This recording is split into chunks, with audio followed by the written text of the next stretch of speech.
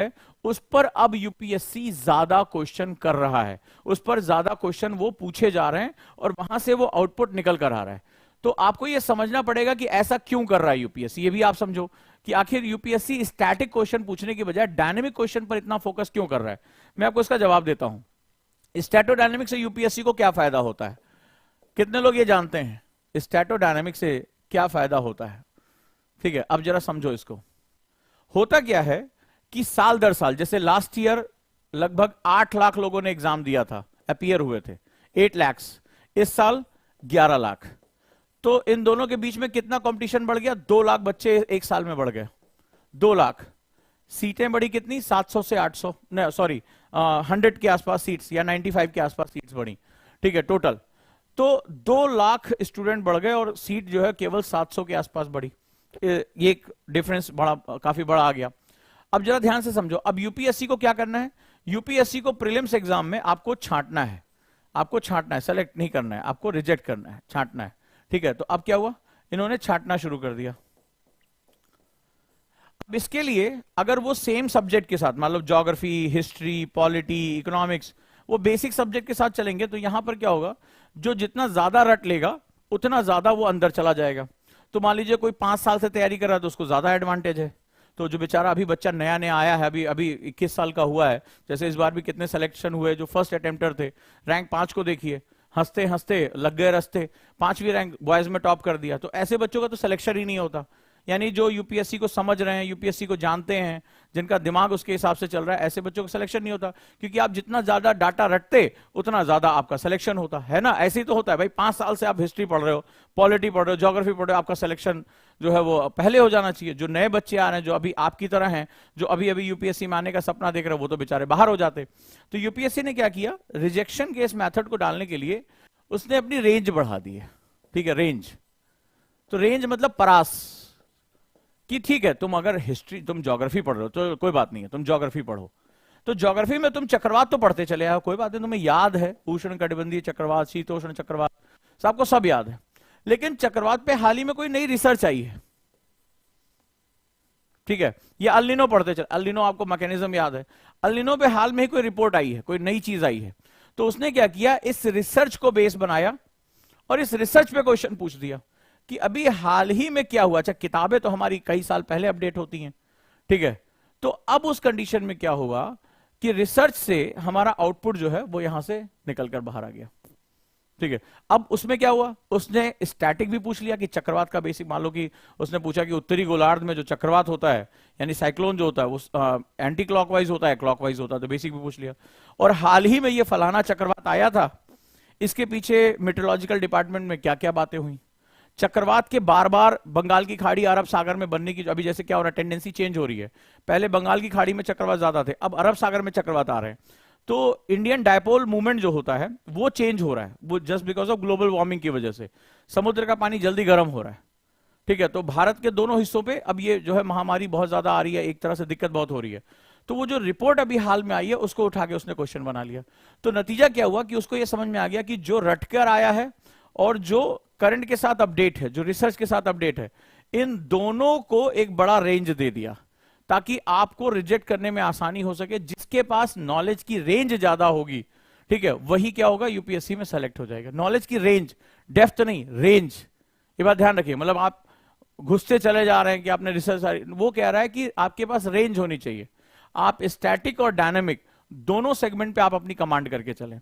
ये है नया यूपीएससी, ये है हमारा नया सेगमेंट। तो इससे क्या होगा, यूपीएससी को आपको छांटने में, जो लोग रेंज के साथ पढ़ाई नहीं कर सकते, जो लोग स्टैटोडायनेमिक पढ़ाई नहीं कर सकते, उनको निकालकर वो बाहर कर देता है बड़े आराम से, ठीक है। तो ये आपको समझ में आया स्टैटोडायनेमिक क्या होता है और यूपीएससी की रिक्वायरमेंट क्या है। और यूपीएससी क्या आज की डेट में मांग रहा है, रेंज मांग रहा है, परास मांग रहा है, एक डायमेंशन से दूसरे डायमेंशन में। क्लियर है। तो अब आपको क्या करना पड़ेगा, हर टॉपिक का स्टैटिक पोर्शन और डायनेमिक पोर्शन दोनों ढूंढना पड़ेगा। ये आज की हमारी रिक्वायरमेंट हो गई है।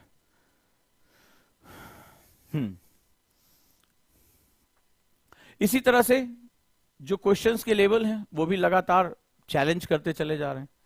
कट ऑफ बहुत चैलेंज करता चला जा रहा है। जैसे 2022 का जो रिजल्ट आया 88.22 कट ऑफ चला गया हमारा। राइट। तो ये क्या बता रहा है, क्वेश्चन पेपर टफ होता जा रहा है। अगर आप कट ऑफ देखेंगे, कट ऑफ नीचे की तरफ जब जाता है तो पेपर टफ होता चला जाता है, उतने ढेर सारे लोग उसको जंप नहीं कर पाते हैं। ठीक है, पेपर थोड़ा इजी होता है तो कट ऑफ ऊपर की तरफ चला जाता है। ये बड़ा सिंपल सा हमारा फंडा जो होता है यहाँ पे काम करता है। तो पेपर साल दर साल टफ होता चला है, इस साल का तो और भी माना जा रहा है कि और भी ज्यादा टफ है। ठीक है, तो अब अगर हम इसमें बात देखें तो यहां जो हमारा सेगमेंट है कि आपको तैयारी कुछ नए तरीके से करनी होगी। ठीक है, नए तरीके से करनी होगी, और आप उस नए तरीके को समझ पाते हैं तो चीजें आपके लिए बहुत आसान हो जाती हैं। अब हमने ये समझा कि प्रीलिम्स निकालना ही आज की डेट में सबसे ज्यादा चैलेंजिंग पार्ट हो गया है। कारण क्या है, प्रीलिम्स एक तो आपके साइकोलॉजिकल फैक्टर के साथ जुड़ा है। अगर प्रीलिम्स नहीं निकलता तो अंदर से आदमी टूट जाता है, समाज भी उसको तोड़ के खत्म कर देता है। अरे प्रीलिम्स ही नहीं निकला तुम्हारा, प्रीलिम्स निकल जाता है तो उसके बाद एक कॉन्फिडेंस लेवल अलग आ जाता है, मेंस लिखकर चले आते हैं, समाज भी आपको एक्सेप्ट करता है, आपके लिए जॉब अपॉर्चुनिटी भी हो जाती है। लेकिन ये भी समझा है कि हमारा जो साइकोलॉजिकल फैक्टर है वो प्रीलिम्स का मेंस में क्या होता है कि नहीं भाई चलो तैयारी कर लेते हैं, 2 से 3 महीने आप अच्छे से टाइम देते हैं। जैसे हमारे यही था कि हमने टेस्ट सीरीज जनवरी में निकाली, लेकिन मार्च में सबसे ज्यादा जो है वो सेल हुई।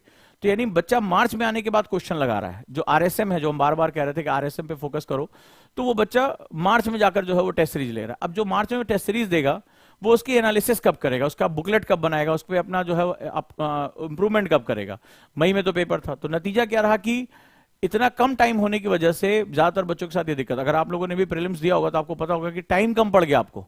उस समय आपको लगा काश हमने इसको पहले कर लिया होता, या अभी बहुत कुछ बाकी रह गया। जब आप पेपर में गए तो आपको लगा अरे ये सब चीजें तो हम सुनी भी नहीं पाए थे, ये तो हमारे पकड़ से बाहर रही। अगर आप में से किसी ने प्रीलिम्स दिया होगा तो ये समझ में आया। हमें भी ये बात समझ में आती है कि अब एक इसके लिए अलग से अप्रोच रखना पड़ेगा, क्योंकि 98.6% जो रिजेक्शन रेशियो कोई हल्की फुल्की बात नहीं है। 98.6% रिजेक्शन बहुत बड़ी बात होती है।